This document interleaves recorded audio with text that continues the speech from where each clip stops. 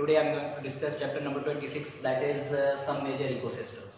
हमने major ecosystems के बारे में डिस्कस करना है और इकोसिस्टम्स जो है वो किस तरीके से काम कर रहे होते हैं।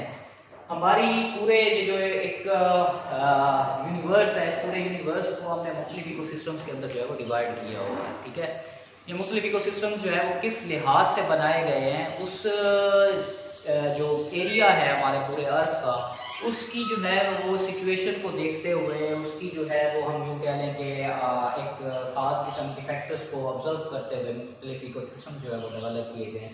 जिनमें देखें सबसे पहले है जी हमारे पास इक्वेटिक इकोसिस्टम्स होते हैं। जो इक्वेटिक इकोसिस्टम्स हैं ये पानी के अंदर मौजूद है और एक ये इस तरह के इकोसिस्टम्स हैं जो कि लिविंग ऑर्गेनिजम्स की प्रेजेंस को दिखाते हैं और नॉन लिविंग ऑर्गेनिजम्स जो है वो नॉन लिविंग थिंग्स जो है उनको दिखाते हैं कि वो इकोसिस्टम के अंदर वो किस तरह से मौजूद है, चाहे वो इक्वेटिक इकोसिस्टम हो या वो लिथोस्फेरिक इकोसिस्टम हो, लिथोस्फेयर। ठीक है, या हम यूं इसे कह सकते हैं दैट इज टेरेस्ट्रियल इकोसिस्टम या लिथोस्फेयर। ये जो इक्वेटिक है ये है हमारे पास that is related to the water, ये वाटर के साथ रिलेटेड बात हो रही है, और जो हमारे पास लिथोस्फेरिक है that is related to the land, ये लैंड के अकॉर्डिंग बात हो रही है कि लैंड के ऊपर कौन से इकोसिस्टम्स हैं और वाटर के अंदर कौन से इकोसिस्टम्स मौजूद है, एग्जिस्ट करते हैं और वो किस तरीके से अपनी वर्किंग जो है वो कर रहे हैं, किस तरह से उसके अंदर ऑर्गेनिजम्स जो है वो मौजूद हैं। अगर हम वाटर की बात करें तो हमारे पास जो इक्वेटिक इकोसिस्टम है उसके अंदर कौन कौन सी चीज़ें शामिल हैं, हम उसकी कुछ छोटी डिस्कशन जो है वो कर लेते हैं। वाटर की बात करें तो वाटर के अंदर बहुत सारे ऑर्गेनिजम्स मौजूद हैं पड़े, जैसा कि आप लोग जानते हैं कि वाटर के अंदर बहुत सारी स्पीशीज जो है वो एग्जिस्ट करती हैं। उनमें सिर्फ फिशेज ही नहीं है, बहुत सारे इंसेक्ट्स भी मौजूद हैं पड़े, बहुत सारे एनिमल्स भी वाटर के अंदर मौजूद हैं पड़े। तो हमने इस लिहाज से हमारे पास ये जो टॉपिक है पड़ा, हमने उसको इसके लिहाज से जो है वो डिवीजन की हुई है। सबसे पहले जो हमारे पास वाटर के अंदर इकोसिस्टम्स जो है ये मौजूद है पड़े, उनको हमने मुख्तलिफ जोन्स के अंदर डिवाइड किया हुआ है। हमने इसके अंदर जो है वो मुख्तलिफ जोन ऑफ लाइफ बना दिए हैं, मुख्तलिफ जोन्स बना दिए हैं। सबसे पहले हमारे पास यहाँ पर मौजूद होता है दैट इज लिटोरियल जोन। तो दूसरे नंबर पे हमारे पास जोन है दैट इज लिग्नैटिक जोन, और जो तीसरे नंबर पर हमारे पास जोन है दैट इज प्रोफंडल जोन। तो यहाँ पर ये तीन तरह के हमने जोन जो है वो डेवलप किए हैं। ठीक है, अब देखिए अगर लिटोरियल जोन की बात करें तो ये नियर द शोर एरिया, ठीक है, ये शोर के करीब करीब का जो एरिया है, शोर लाइन के करीब करीब वो वाला एरिया, जो कि यूं कंसिडर कर लें like suppose this one,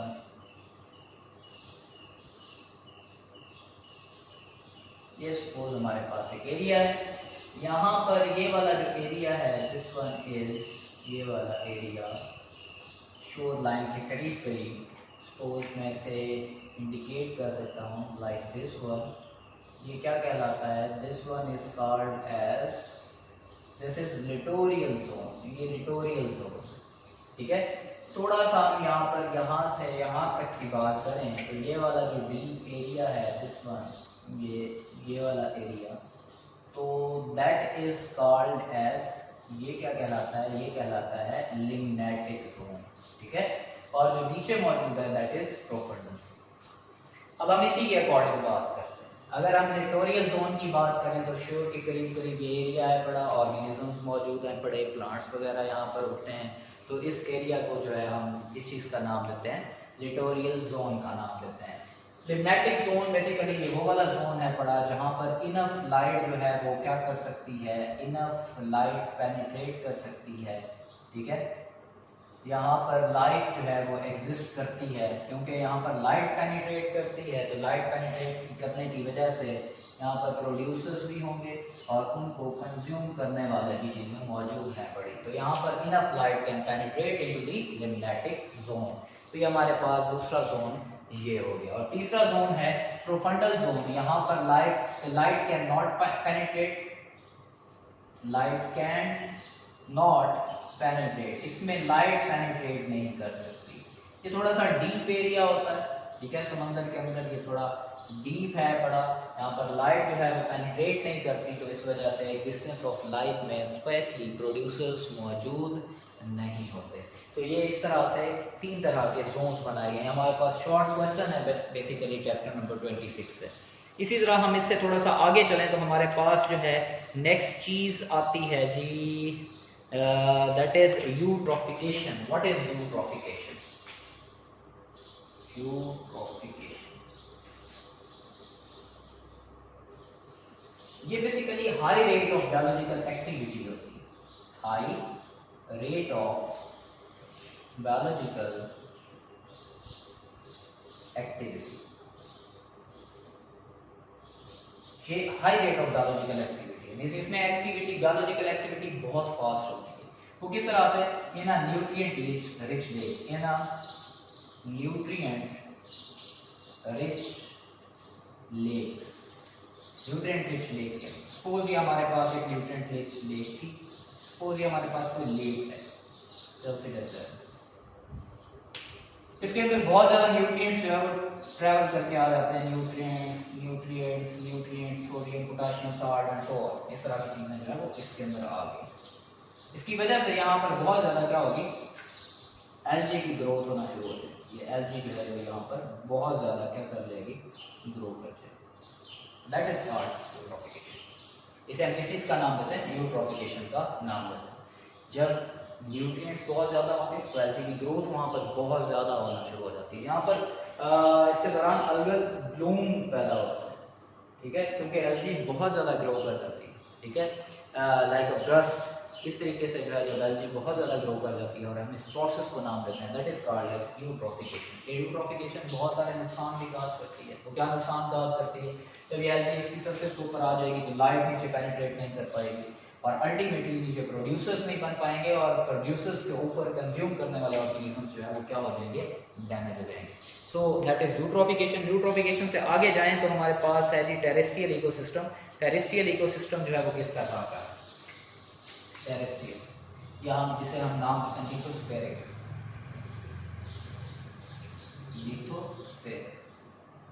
lithosphere की बात करें तो स्टूडेंट्स, लिथोस्फेयर है हमारे पास लैंड एनवायरनमेंट, ठीक है। और लैंड इन्वायरमेंट की अगर हम बात करें तो इसमें एयर बहुत ज़्यादा इम्पोर्टेंट है, इसमें टेम्परेचर बहुत ज़्यादा इम्पोर्टेंट है, इसमें रेनफॉल बहुत ज़्यादा इम्पोर्टेंट है। तो ये चीज़ें कुछ यहाँ की इम्पोर्टेंट 3 चीज़ें हैं पड़ी जो कि लिथोस्फेरिक इकोसिस्टम की हैं। यहाँ पर लिथोस्फेरिक इकोसिस्टम के हवाले से हमने कुछ जो है वो चीज़ें डिस्कस करनी हैं, कुछ हमने टेरेस्ट्रियल इकोसिस्टम जो है वो डिस्कस करने हैं। लाइक हमारे पास है यहाँ पर एक शॉर्ट क्वेश्चन है पड़ा जी, टेम्परेट डेसिडियस फॉरेस्ट जो है ये कौन से होते हैं पड़े, ठीक है। टेम्परेट डेसिडियस फॉरेस्ट ये क्या होते हैं, हमने ये डिस्कस किया। ये ऐसे फॉरेस्ट होते हैं, ये शॉर्ट क्वेश्चन है पड़ा, what are temperate deciduous forest. इनके जो लीव्स होते हैं वो क्या होते हैं, शेड डाउन हो जाते हैं, शेड देयर लीव्स, ये अपने लीव्स को शेड कर देते हैं। नीलम वैली, शोग्राम वगैरह के जो फॉरेस्ट हैं पड़े वो कौन से हैं, वो टेम्परेट डेसिडियस फॉरेस्ट हैं पड़े। तो हमने यहाँ से एक तो ये जो है ये चीज़ डिस्कस करनी है, टेम्परेट डेसिडियस फॉरेस्ट जो है वो किस तरह से है। यहाँ पर मुख्तलिफ़ किस्म के जो एनिमल्स पाए जाते हैं, मकाओ मोलेस्टा, इस तरह के ऑर्गेनिज्म, हेस्लस मंकी जो है वो मौजूद है पड़ा। तो हमने ये एक तो टेम्परेट डेसिडियस फॉरेस्ट, इसकी डेफिनेशन को जो है वो देखना है। इसी तरह हमारे पास ये 3 क्या थे शॉर्ट क्वेश्चन के हवाले से इंपॉर्टेंट 3 चीज़ें थी। और नेक्स्ट हम आगे चलते हैं तो हमारे पास जो है एक चीज़ आती है बड़ी, that are alpine and boreal. ये 2 तरह के शॉर्ट क्वेश्चन हैं, that are alpine and boreal. Alpine and boreal ऐसे फॉरेस्ट जो कि हाई आल्टीट्यूड के ऊपर मौजूद, आल्टीट्यूड के ऊपर मौजूद हो, हाई एल्टीट्यूड के ऊपर मौजूद, ठीक है। हाई एल्टीट्यूड के ऊपर मौजूद जो फॉरेस्ट होते हैं उन फॉरेस्ट को हम क्या नाम देते हैं, that are called as alpine. और वो वाले ट्रीज जो कि वो वाले फॉरेस्ट जो कि मौजूद हैं पड़े एट लैटिट्यूड, ग्रेटर लैटिट्यूड पे मौजूद हैं पड़े, ऐसे को हम नाम लेते हैं, वो क्या कहलाते हैं, बोरियल का नाम देते हैं। तो ये हमारे पास एक शॉर्ट क्वेश्चन है पढ़ा differentiate between alpine and boreal. उसके बाद हम आगे चलते हैं तो हमारे पास जो है नेक्स्ट शॉर्ट क्वेश्चन है पढ़ा जी प्रायरीज एंड सवाना। प्रायरीज और सवाना जो है वो किसे कहते हैं? एक तो हमारे पास ये सब प्रायरीज को हम पैम्पास का भी नाम देते हैं, that is prairies and savanna. Savanna जो है ये हमारे पास क्या है और प्रायरीज क्या है? सवाना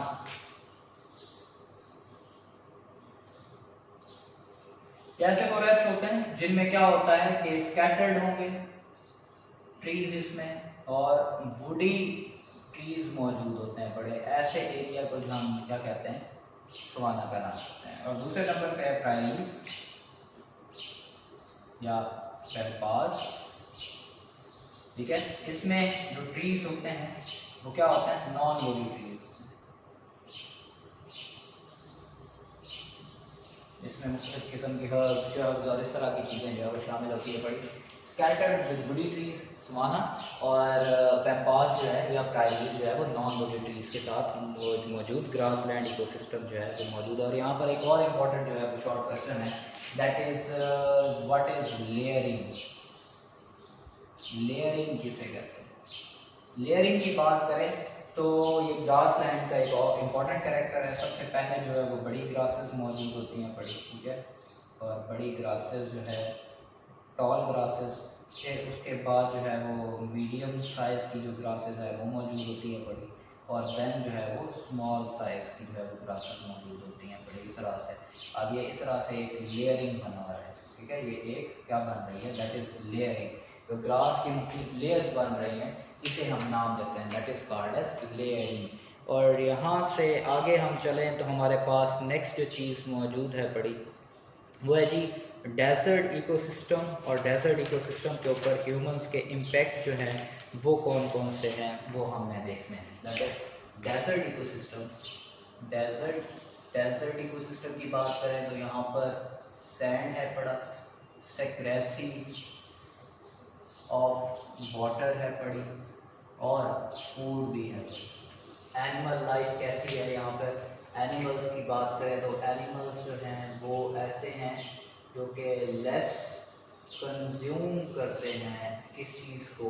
H2O को, या फिर हम यूँ कह लेंगे वो एवेपोरेशन जो है उनमें वो भी क्या है बड़ी स्लो डाउन, कम से कम जो है वो क्या करते हैं? इसको यूटिलाइज करते हैं।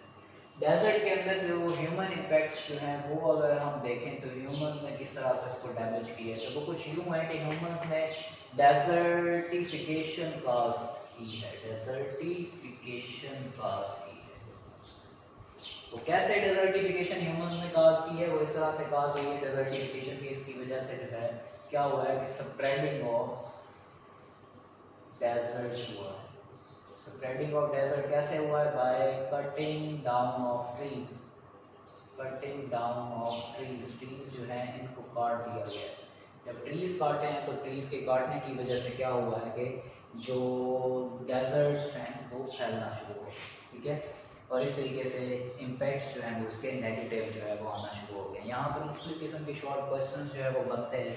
मुख्तलिफ एनिमल्स के जो साइंटिफिक नेम हैं, एनिमल्स साइंटिफिक नेम्स हैं बड़े स्मार्ट के अकॉर्डिंग जो है वो मौजूद है। इसी तरह मुख्तलिफ प्लांट्स के जो स्मार्ट के अकॉर्डिंग साइंटिफिक जिस पार्ट में नेम्स हैं पड़े वो आप लोगों ने करने हैं। इसी तरह से अल्पाइन है पड़ा और बोरियल है पड़ा, ये आप लोगों ने करना है। इसी तरह से सवाना और पैम्पास है पड़ा, ये आपने करना है। लेयरिंग है पड़ा शॉर्ट क्वेश्चन, इसको जो है वो आप लोगों ने अच्छे तरीके से करना है। इसी तरह से इनमें एवरेज रेनफॉल जो है, एवरेज रेनफॉल कितना होता है, ये आप लोगों ने इसको MCQs के अकॉर्डिंग जो है वो डिस्कस करना है। तो ये मुख्तलिफ चीज़ें हैं जो कि यहाँ पर जो है वो इम्पोर्टेंट तरीन है पड़ी, जिनको आप लोगों ने अच्छे तरीके से डिस्कस करना है ताकि ये आप लोगों को जो है वो MCQs के हवाले से और शॉर्ट क्वेश्चंस के हवाले से फ़ायदा दे सके। Thank you so much. अल्लाह हाफ़िज़।